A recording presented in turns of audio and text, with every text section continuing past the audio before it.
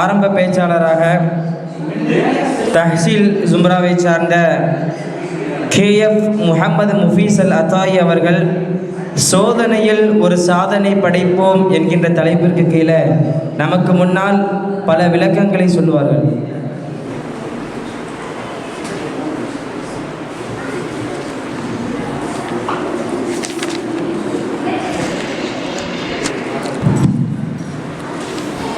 السلام عليكم ورحمة الله وبركاته.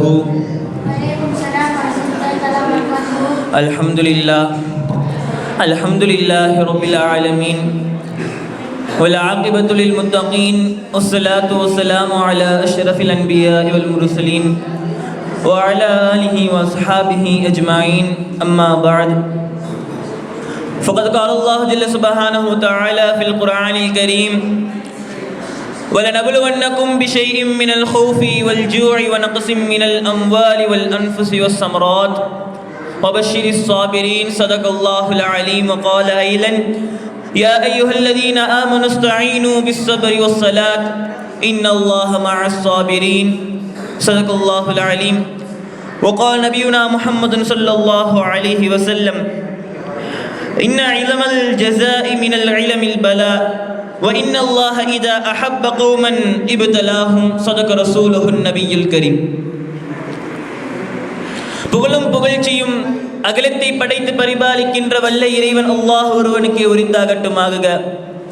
அவனுடைய சாந்தியும் சமாதானமும் எம்பெருமானார் முத்து முஹம்மது ரசூலுல்லாஹி ஸல்லல்லாஹு அலைஹி வஸல்லம் அன்னவர்களின் மீதும் அவர்களுடைய தூய்மையான குடும்பத்தினர்கள், சத்திய சஹாபாக்கள், தாபிஈன்கள், தபா தாபிஈன்கள், நாதாக்கள், சுஹதாக்கள், உலமாக்கள், அதிலும் குறிப்பாக இங்கு ஒன்று கூடியிருக்கும் நம் அனைவர்கள் மீது உண்டாகட்டுமாக. ஆமீன் ஆமீன் ஆமீன். கண்ணியத்திற்குரித்தானவர்களே,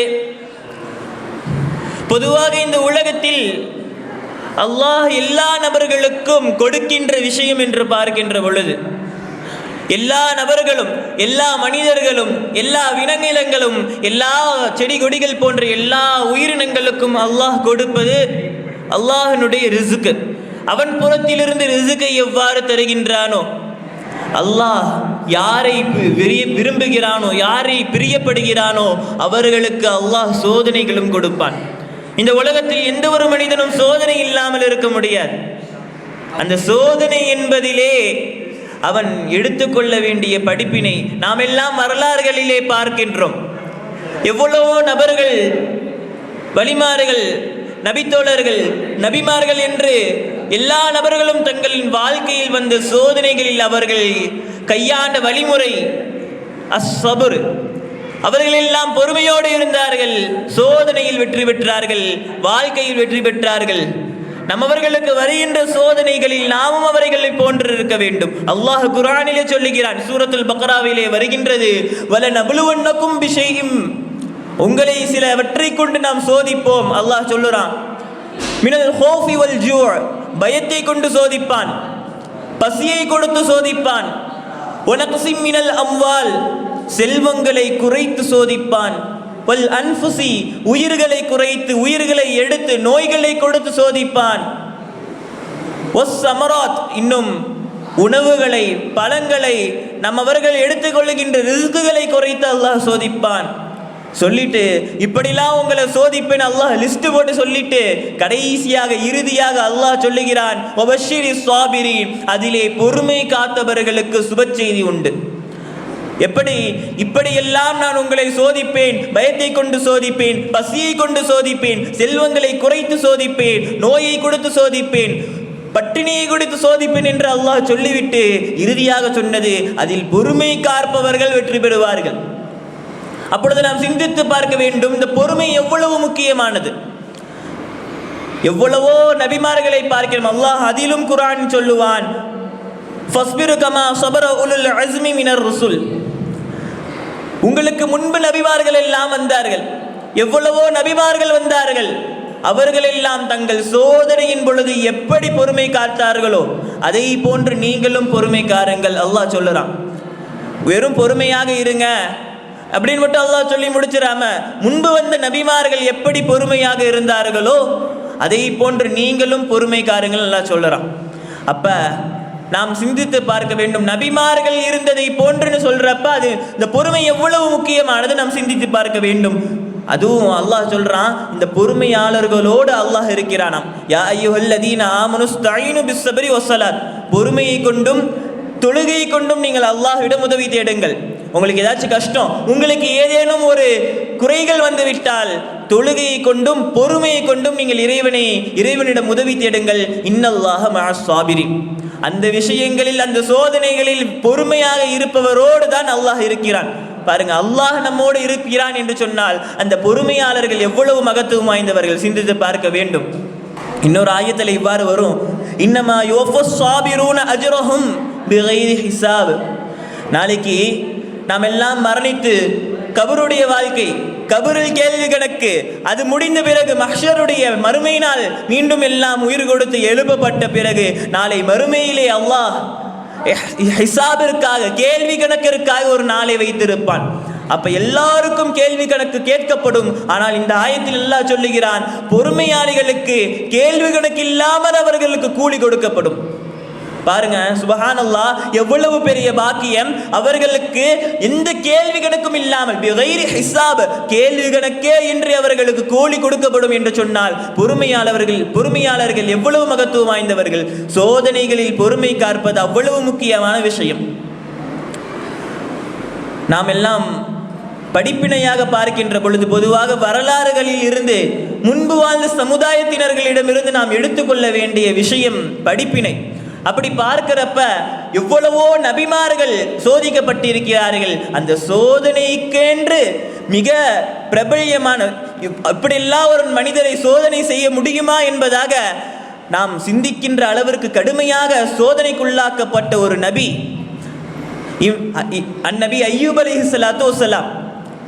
எவ்வளவோ விஷயங்கள் அல்லாஹ் சோதித்தான். ஆரம்பத்தில் சோதனைகளுக்கெல்லாம் முன்பு அவங்க எப்படி இருந்தாங்கன்னா, 14 பிள்ளைகள், நல்ல செல்வ செழிப்புள்ள வாழ்க்கை, நல்ல மனைவி, அவர்களுக்கு கீழ் எக்கச்சக்க வேலையாட்கள், செல்வ செழிப்பு, மிகப்பெரிய வீடு, இப்படி பலவிதமான நல்ல நிலையில் இருந்த அவர்களுடைய வாழ்க்கையில் அல்லாஹ் ஒவ்வொரு சோதனையாக படிப்படியாக சோதனை கொடுக்கின்றான். அவர்களுடைய செல்வம் அனைத்தும் சென்றது. அவர்களுடைய எல்லா செல்வமும் அவர்கள் விட்டு போனது. அவர்களுடைய பிள்ளைகள் 14 நபர்களும் மௌத்தாகிறார்கள்.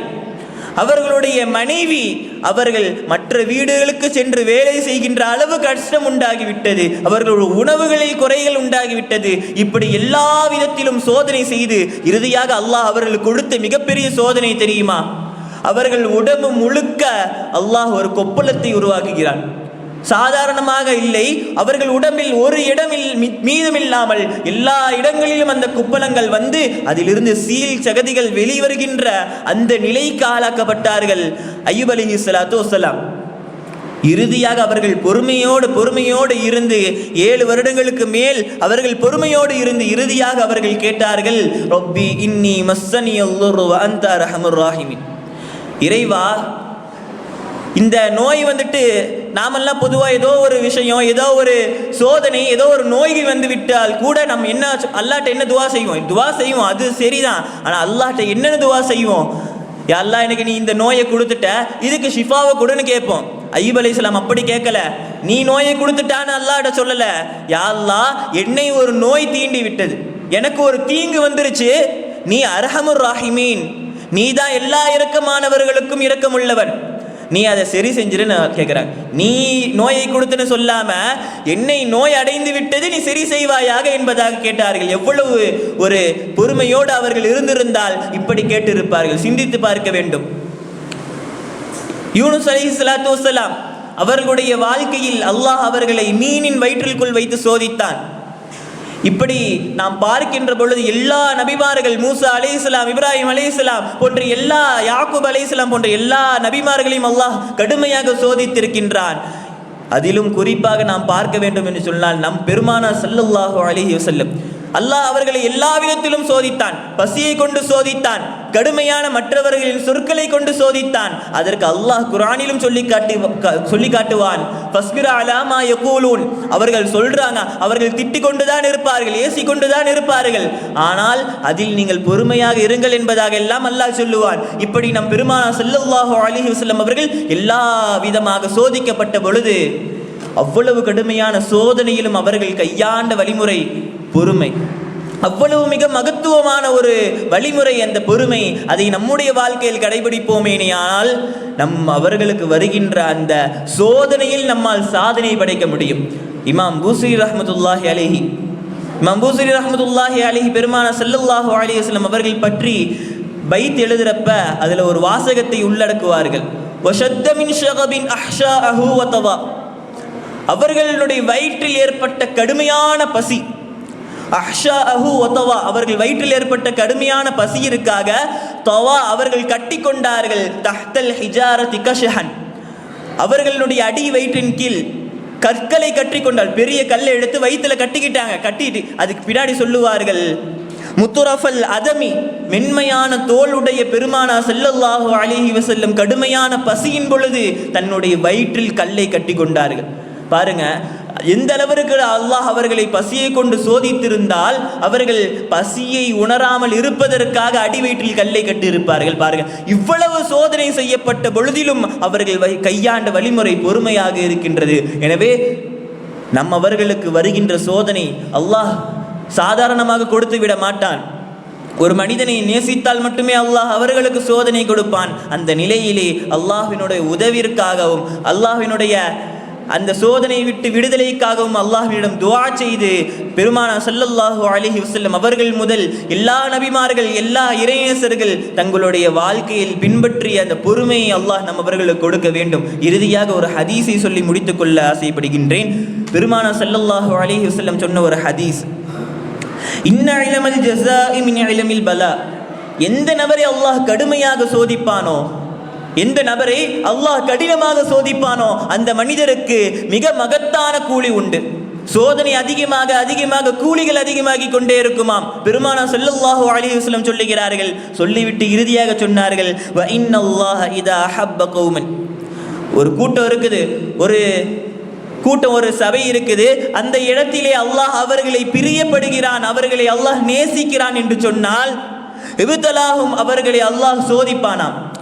பாருங்க, அப்ப அல்லாஹ்வினுடைய சோதனை உண்டாகுபவர்கள் எல்லாம் அல்லாஹ்விற்கு பிரியமுள்ளவர்கள் என்பதாக நாம் கருதி கொள்ளலாம். எனவே வருகின்ற காலங்களில் நாம் கேட்டதை வாழ்வில் கடைபிடிக்கக்கூடிய பாக்கியத்தை வல்ல இறைவன் உங்களுக்கும் எனக்கும் தருவானாக. பொறுமையோடு எல்லா சோதனைகளையும் வெற்றி காணக்கூடிய பாக்கியத்தை வல்ல இறைவன் உங்களுக்கும் எனக்கும் தருவானாக.